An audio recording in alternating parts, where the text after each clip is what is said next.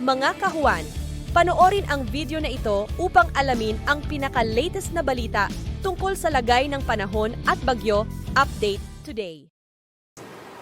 Patuloy pa rin umiiral ang southwest monsoon o habagat dito sa kanlurang bahagi ng Southern Luzon kung saan ngayong araw magdudulot pa rin ito ng kalat-kalat na pag-ulan, pagkilat at pagkulog dito yan sa bahagi ng Palawan. Samantala, sa nalalabing bahagi naman ng ating bansa ay meron pa rin tayong mararanasan ng mga isolated na mga pag-ulan, lalong-lalo na sa hapon at gabi dulot ng habagat at ng mga localized thunderstorms. At sa mga susunod na araw po, nakikita natin na hindi ganun makakaapekto yung habagat sa anumang bahagi ng ating bansa at yung easterlies naman yung posibleng magdulot ng mataas na tsansa ng mga pag-ulan, pagkilat at pagkulog dito sa may silangang bahagi ng Visayas at Mindanao. At sa kasalukuyan ay wala tayong minomonitor at namamataan pa na sama ng panahon na maaari makaapekto dito sa ating bansa.